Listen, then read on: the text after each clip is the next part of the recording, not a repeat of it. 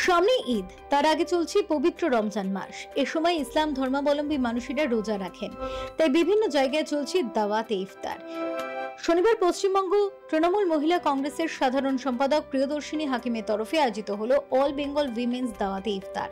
এদিনের অনুষ্ঠানে প্রধান অতিথি রূপে উপস্থিত ছিলেন হুগলির সাংসদ রচনা বন্দ্যোপাধ্যায়। এদিন প্রায় 700 জনেরও বেশি মহিলা এই অনুষ্ঠানে অংশগ্রহণ করেন।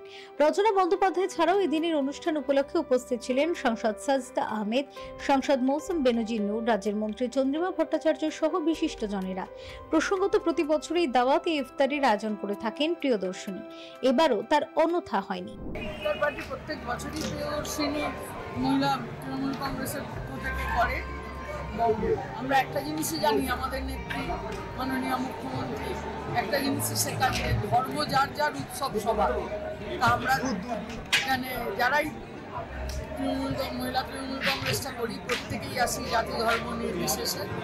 এবং এই ইফতার পেটে সবাই একত্রিত হয়ে খুব আনন্দের, সকাল থেকে এরা উপবাস দিয়ে থেকে যখন ইফতার মানে অনশনটা ভাঙে, এটা তো আরো ভালো। এবং আজকে আমাদের সকলেই এখানে এসে উপস্থিত হয়েছে। আমরা দাওয়াতে ইফতার অল উমেন্সদের জন্য, মহিলাদের জন্য করে থাকি পশ্চিমবঙ্গ তৃণমূল মহিলা কংগ্রেসের পক্ষ থেকে। আর এখানে আমরা কি করি যে মানে আমাদের মাননীয় মুখ্যমন্ত্রী মমতা বন্দ্যোপাধ্যায় সবসময় আমাদের বলে যে ধর্ম যার যার, উৎসব সবার। নিশ্চিতভাবে শুধু মুসলমানরা রোজা রাখে, কিন্তু ইফতার খাওয়াটা একসাথে, সেটা একটা উদযাপন করা, সেটা একটা আনন্দ করা, আর সেই উৎসবে সবাই মিলে একত্রিত হতে পারে। আর মহিলারা এই জন্যে, কারণ ইফতার জেনারেলি কি হয় যে মহিলারা সবার জন্য বাড়িতে আয়োজন করে, সব কাজ করে। তো একদিন শুধু মহিলারা মিলে সবাই হই হই করে মহিলাদের কেউ খাবার বেড়ে দিলে খুব ভালো লাগে।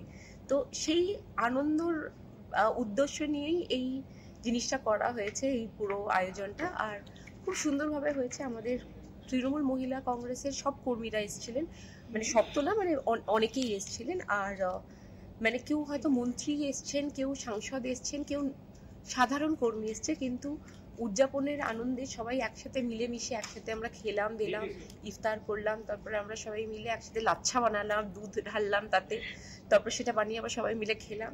তো সব মিলে একটা আনন্দ। যারা বিভাজন করবে, যারা সাম্প্রদায়িক সুড়সুড়ি দেবে, তারা দিতে থাকবে।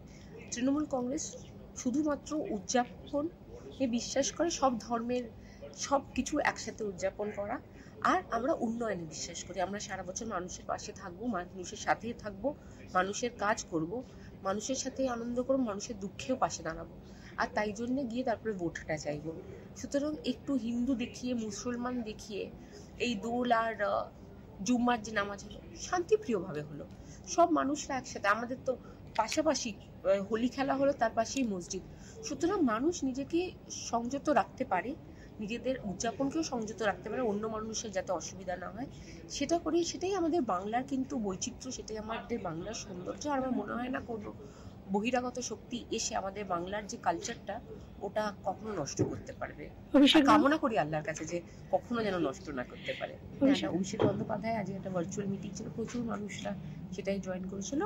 স্পেশালি ইলেকশনটা কিভাবে, ইলেকশনের আমরা যেটা জানতে পেরেছি, যেটা মমতা ব্যানার্জি সামনে নিয়ে এসেছে, যে একটা পুরো ইলেকশনের যে নামগুলো, সেগুলোর ওপরেই একটা মানে চুরিটা ওখান থেকে শুরু হচ্ছে ইলেকশনের মানে এটা। তো ওটাকে নিয়ে কিভাবে মানে কর্মীদের সবাইকে সজাগ হয়ে আমাদের কিভাবে প্রত্যেকটা তালিকার যেটা ক্যান্ডিডেট বলছি ভোটার্স লিস্টটা, সেই ভোটার্স লিস্টটা আমাদেরকে কিভাবে তদন্ত করতে হবে, কিভাবে দেখতে হবে, বুথে বুথে স্তরে গিয়ে, যে যারা আমরা যেখানে প্রত্যেকটা বুথে আমরা মুখ চেনা মানুষ, সেই জায়গাটায় পৌঁছে গিয়ে কিন্তু সেই জিনিসটাকে ইনভেস্টিগেশন করতে হবে, না হলে মহারাষ্ট্রের মতন অবস্থা হয়ে যাবে। Bureau report, channel 10।